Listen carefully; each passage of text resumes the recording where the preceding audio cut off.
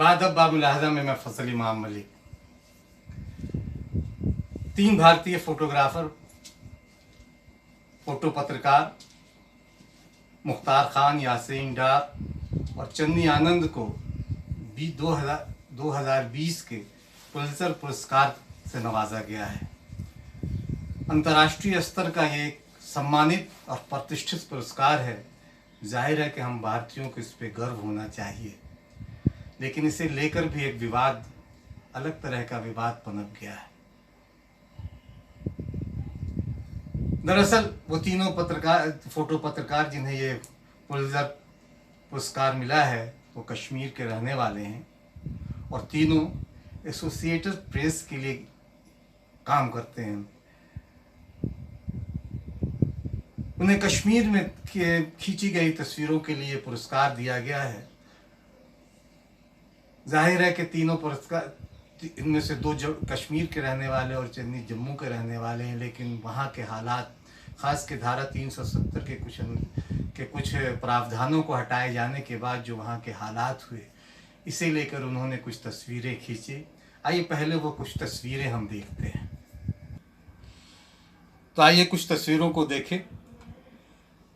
इन तस्वीरों में ज़िंदगी के कई रंग दिखाई देंगे। ये 3 फोटो पत्रकार हैं जिन्हें ये पुरस्कार से नवाजा गया है। उनकी कुछ खींची तस्वीरें को हम देखते हैं।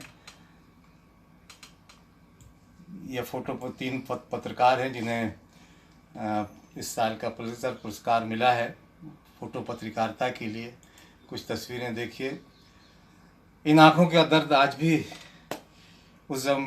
कहा जाता है कि इस बच्ची की आंखों में कुछ किसी बुलेट या जो रबड़ बुलेट है वो लगी थी, लेकिन इसकी आंखें आज भी जैसे की तैसे इस आंखों की पीड़ा को महसूस कीजिए। ये तस्वीरें ज़िंदगी से जुड़ी हुई और कश्मीर की अक्कासी करती हैं।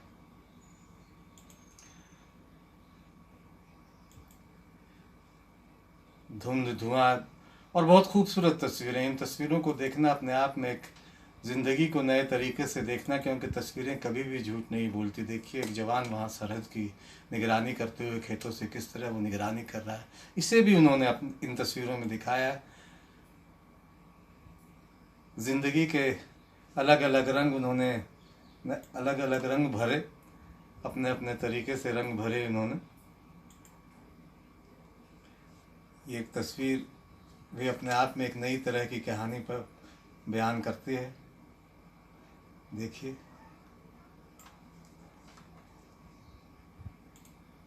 फिर ये जो कश्मीर का एक सिलसिला रहता है, जम्मू कश्मीर में पाक सीमा से पाक की गोलीबारी, कोई ये वह जो गोली वहाँ की दीवारों में धसी हुई है, उस गोली को निकालने की कोशिश कर रहा है ये नौजवान।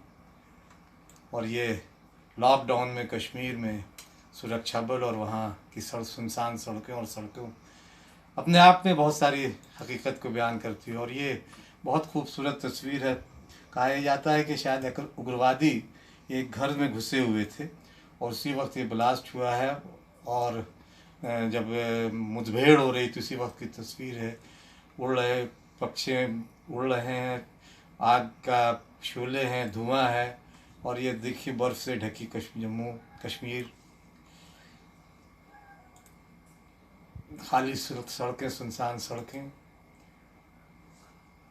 और फिर और कुछ तस्वीरें देखिए। ये तस्वीरें, तीनों तस्वीरें खाली क्लासेस। तो ये तस्वीरें जो है अपने आप में एक कहानी बयान करती है, और इन तस्वीरों में हम ज़िंदगी के उस अक्स को ढूंढते हैं जो उन्होंने दिखाया, इन 3 फोटो पत्रकारों ने जिन्हें ये पुरस्कार दिया गया। तो जैसे आपने तस्वीरें देखी, जम्मू कश्मीर से धारा 370 के कई प्रावधानों को हटाने के बाद मैंने कहा भी था कि वहाँ की हालात की अक्कासी करती हैं तस्वीरें। कश्मीर में पिछले 5 अगस्त को जो कहा, यानी पिछले साल 5 अगस्त को धारा 370 के जो प्रावधानों को हटाया गया, उसके बाद वहाँ के माहौल के मद्देनज़र इन तस्वीरों का खासा महत्व है।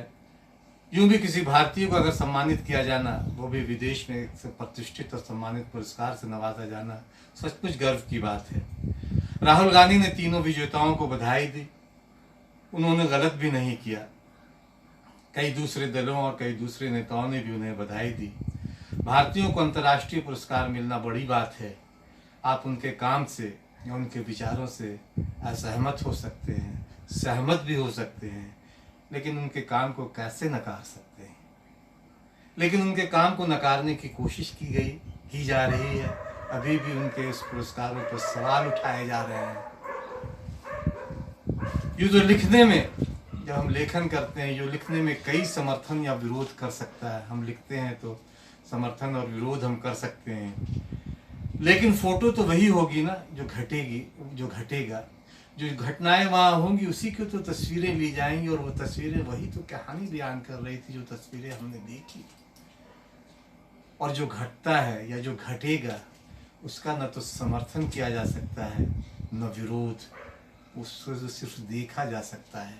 उसे देखकर हम अपना नज़रिया कुछ भी बनाए, लेकिन उनके काम को अगर मान्यता मिलती है तो उसकी कद्र की जानी चाहिए। लेकिन ऐसा हुआ नहीं। भाजपा ने न सिर्फ उनके काम को नकारा, भारतीय जनता पार्टी के कई प्रवक्ताओं ने राहुल गांधी के उस ट्वीट पे उन्हें घेरने की कोशिश की, उन्हें देशद्रोही तक कहा। ये बहुत पीड़ा वाली बात है। तो भाजपा ने न सिर्फ उनके काम को नकारा, बल्कि उन पर देश विरोधी होने का तोहमत भी मढ़ा। सिर्फ उन पे फोटोग्राफर, उनमें से किसी एक फोटोग्राफर को लेके कहा गया कि उसका नज़रिया देश विरोधी है। विचारों से, जैसा मैंने कहा, कि सहमत असहमत हो सकते हैं, लेकिन किसी को देश विरोधी कहना एक नया मुहावरा हो गया, एक प्रचलन, हमारे प्रचलन में एक नई बात आ गई। तो न सिर्फ उन फोटोग्राफरों पर सवाल उठे, बल्कि राहुल गांधी तक को देशद्रोही बताकर एक भाजपा पर के एक प्रवक्ता ने तो ट्विटर पर बाकायदा एक सर्वेक्षण करवाया, पोल करवाया कि वो देशद्रोही हैं या नहीं है। वो कभी समाजवादी पार्टी में हुआ करते थे, गौरव भाटिया। उन्होंने देशद्रोही, संबित पात्रा, कई प्रवक्ताओं ने से ट्वीट करके राहुल गांधी की देशभक्ति पे को कटघरे में खड़े उन्हें देशद्रोही सिर्फ इसलिए बता दिया गया क्योंकि उन्होंने उन 3 फोटोग्राफरों को बधाई दी थी। ये अपने आप में बड़ी विडंबना है कि हम किसी के काम को तो नकारते हैं, किसी को फौरन, एक जो नया प्रचलन पिछले नरेंद्र मोदी के प्रधानमंत्री बनने के बाद आया है कि एक देशभक्ति का नया पैमाना हमने तय किया है। कौन देशभक्त होगा ये कुछ लोग तय करने लगते हैं, और एक पार्टी तय करने लगती है, और पार्टी के प्रवक्ता तय करने लगते हैं। इस पे भाजपा ने अभी तक कोई सफाई नहीं दी कि उन्होंने देशद्रोही कहने के लिए बाकायदा एक सर्वेक्षण जो करवाया, तो क्यों करवाया, इस पे तो भाजपा को उनसे सफाई मांगनी चाहिए थी, लेकिन ऐसा नहीं हुआ। सच तो ये है, अगर सही बात की जाए, तो हम देश की सरकार को और तमाम देशवासियों को, प्रधानमंत्री को भी बाकायदा इसके इन पत्रकारों को बधाई देनी चाहिए थी, क्योंकि पत्रकारिता के सर्वोच्च सम्मान मिला है कश्मीरी पत्रकारों को। एक तरफ मैंने अभी पिछले अपने किसी एक वीडियो में हमने कहा था, जब कश्मीर के 3 पत्रकारों पे UAPA की बात की थी, तो हमने अंत उसका किया था कि हम कश्मीर को तो अपना मान रहे हैं, लेकिन कश्मीरियों को नहीं, कश्मीरी पत्रकारों की आवाज़ को कोई नहीं उठा रहा है। और अब जब कश्मीर के 3 पत्रकारों को सम्मान मिल रहा है, तो हम उस सम्मान को भी का जश्न भी ठीक से नहीं मना रहे हैं, क्यों? हालांकि उनके काम को अंतर्राष्ट्रीय स्तर पर पहचान मिली, अंतर्राष्ट्रीय स्तर पर उनके काम को स्वीकारा गया है।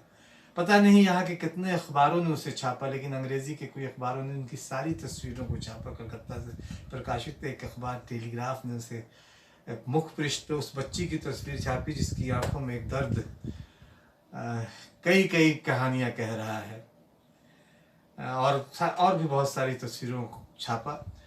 पता नहीं देश के किसी और मीडिया ने कितना छापा, कुछ वेबसाइट ने ज़रूर इन खबरों को छापा, लेकिन एक प्रतिष्ठित हिंदी के अखबार ने राहुल गांधी पे को घेरने वाली खबर ज़रूर लगाई कि 3 पत्रकारों की तारीफ करने, फोटो पत्रकारों को बधाई देने पे भाजपा ने राहुल को घेरा। तो ये आज मानसिकता हो गई है। सच तो यह है कि देश को भी जश्न मनाना चाहिए था। कश्मीर दुनिया में सबसे ज़्यादा मिलिटराइज यानी सैन्य क्षेत्र है। वहाँ पत्रकारिता करना अपने आप में बड़ा जोखिम है। सुरक्षा बल और एजेंसियाँ पत्रकारों पर सख्त निगरानी रखती हैं। कभी भी थाने से फ़ोन करके किसी को भी बुला लिया जाता है, उनसे सफाई मांगी जाती है, उनसे वजह पूछी जाती है, उनसे कई तरह के उल जलूल सवाल किए जाते हैं। वहाँ ज़्यादातर पत्रकार बहुत कम पैसे पर काम कर रहे हैं, बहुत कम तनख्वाहें उन्हें मिलती हैं, लेकिन एक काम करने का जज्बा और जुनून उन्हें पत्रकारिता से जुड़े हुए हैं। बहुत सारे लोग तो वहाँ फ्रीलांसिंग कर रहे हैं, स्वतंत्र पत्रकार हैं, वो कई एजेंसियों से जुड़े हुए हैं, लेकिन जो सब कुछ दांव पे लगाकर, जीवन तक दांव पे लगाकर वो पत्रकारिता कर रहे हैं और वहाँ अपनी खबरें दुनिया को तक पहुँचा रहे हैं। सच ये भी है कि बहुत सारे लोगों को तो दिल्ली की मीडिया में बहुत कम बमुश्किल काम मिलता है, बहुत कम काम मिलता है। लेकिन वो स्वतंत्र पत्रकार ना हो तो सच ये है कि और वो उन मुठभेड़ की जगहों पर न जाए जहाँ हमारी सेना उन आतंकवादियों से मुठभेड़ करती है, उन्हें मारती है, मार गिराती है, वहाँ न जाए तो शायद बहुत सारी कहानियाँ भी हमारे सामने ना आए। मानवाधिकार हनन की बातें भी होती रही, उनकी अनंत कथाएं हैं। अभी भी बहुत सारी जो जम्मू कश्मीर को लेकर मानवाधिकार से जुड़ी बहुत सारी कहानियां हैं, जो अभी बहुत सारी कहानियां बाहर आई हैं और बहुत सारी बाहर आनी बाकी हैं। तो उन चीज़ों को उस तरह से सामने लाने की वो लोग तमाम कोशिश करते रहे, उस सच को सामने लाने की कोशिश कर। और पत्रकार अगर है तो पत्रकार का काम जज बनना नहीं होता, वो तो तथ्यों को सामने रख देता है, चाहे वो अपनी स्टोरी के ज़रिए या वो अपने फ़ोटो के ज़रिए। वो किसी पार्टी का प्रवक्ता नहीं हो सकता, पार्टी का पैरोकार नहीं हो सकता। वो किसी उसकी सोच भले किसी के लिए इधर और उधर हो सकती है, किसी पार्टी के साथ उसकी सोच हो सकती है, लेकिन पत्रकारिता जब वो करता है, एक सच्चा पत्रकार, ईमानदार पत्रकार, तो अपनी सोच को वो थोड़ी देर के लिए परे रखता है, बस सच को ही सामने लाता है, जो अब मुश्किल ऐसा हो रहा है। लेकिन जब उनके इस काम को स्वीकारता मिली अंतर्राष्ट्रीय स्तर पर, तो एक सन्नाटा भी, बहुत सारे फिर उन पर ट्रोलिंग भी हुई, सोशल मीडिया पर भी इसे लेकर अलग तरह की कहानियां आने लगी। लेकिन प्रधानमंत्री, भाजपा और पार्टी के समर्थक उन तस्वीरों को सही मान रहे हैं या नहीं मान रहे हैं पता नहीं, लेकिन बहुत सारे भाजपा पूरी की पूरी संगठन और सरकार इन तस्वीरों को गलत मान रहे हैं और तस्वीर खींचने वालों पर ही सवाल उठा रहे हैं। यासीन, मुख्तार और चुन्नी ने वह तस्वीरें खींची हैं जो कश्मीर का सच है, वह आईना है वहाँ का। उन तस्वीरों में कश्मीर के हालात को देखा जा सकता है, समझा जा सकता है, परखा जा सकता है। सरकार को इससे परेशानी हो सकती है और होती भी रही है और हो भी रही है। सरकार और पूरी भाजपा असहज है और उन्हें बधाई देने वाले तक को देशद्रोही करार दिया जा रहा है। ये बड़ा संकट है लोकतंत्र पे। दरबारी चैनलों ने पुलिस वाली खबर की पहले अनदेखी की, फिर एजेंडे पर काम करना शुरू कर डाला। विपक्ष के नेता राहुल गांधी तक को देशद्रोही बताने में देर नहीं की और इसे लेकर उन चैनलों ने किसी ने सवाल नहीं उठाया कि आखिर राहुल गांधी को देशद्रोही क्यों बताया भाजपा प्रवक्ता ने। चाटुकार पत्रकारों की जमायत इन तस्वीरों को देश को बदनाम करने वाली बताते रहे हैं। कभी सत्याजीत रे की फिल्मों को लेकर भी इसी तरह की बात की जाती रही थी कि वो फिल्मों में भारत की सिर्फ गुर्बत दिखाते हैं, इसलिए अंतर्राष्ट्रीय स्तर पर वो पुरस्कृत होती हैं। लेकिन सच तो सच है। उस तस्वीरों में वो सच को दिखाया जिसे देश का एक मीडिया का एक वो तबका जो सरकार के एजेंडे पे काम कर रहा है, इसे बदनाम करने वाले बताते रहे। इतना ही नहीं, उन्होंने पुलिस के ट्विटर हैंडल के रिप्लाई सेक्शन को भी तरह तरह की गालियों से भर दिया। लेकिन सच है ये कि यासीन डार, मुख्तार खान और चन्नी आनंद की उपलब्धि से हर ईमानदार भारतीय व कश्मीरी पत्रकार खुद को सम्मानित महसूस कर रहा है। उनका सीना गर्व से चौड़ा है। और सवाल ये भी है कि अगर वो पत्रकार देश विरोधी घटनाओं से जुड़े या देश विरोधी उनका नज़रिया रहा, तो 6 साल से केंद्र में भाजपा के अगुवाई वाली सरकार है और कश्मीर में भी उनकी महबूबा मुफ्ती पीडीपी के साथ सरकार रही थी। तो जब सत्ता में जम्मू कश्मीर में भी वो थे तो क्यों नहीं इनके खिलाफ कार्रवाई हुई? अगर वो देश विरोधी थे वो पत्रकार या वो हैं वो पत्रकार, तो इन 6 सालों में उन पर कार्रवाई क्यों नहीं हुई? इससे बड़ा सवाल है। सिर्फ कह भर देने से कोई देश विरोधी नहीं हो जाता है। सिर्फ किसी कोई, चूँकि आपको सरकार को या किसी पार्टी को अगर तस्वीरें असहज करती हों तो उससे कोई पत्रकार देश विरोधी हो नहीं जा सकता। ये नज़रिया बदलना होगा, क्योंकि सत्ता जो है वो किसी एक के पास कभी रही नहीं है। आज सत्ता भाजपा के साथ हो सकता है, कल किसी और पार्टी दल के पास हो, और कभी बदल आए तो अगर भाजपा समर्थित पत्रकारों के साथ भी इसी तरह का सलूक करे तो वो भी ठीक नहीं होगा। इसलिए ये बात सत्ता को भी समझनी चाहिए, पत्रकारों को तो बहुत शिद्दत के साथ इस बात को समझनी चाहिए कि सत्ता के साथ कदम ताल करना बहुत बेहतर बात नहीं कही जा सकती। लोकतंत्र में मीडिया और अखबारों की भूमिका एक विपक्ष की भूमिका होती है। पत्रकारिता आज इस भूमिका से दूर हटती हुई दिखाई दे रही है। लेकिन बड़ी बात यह है कि अगर मीडिया भी सरकार के साथ कदम ताली करता हुआ दिखाई देगा तो जुल्म के साए में लब खोलेगा कौन? अगर हम भी चुप रहे तो बोलेगा कौन? आप भी सोचिए।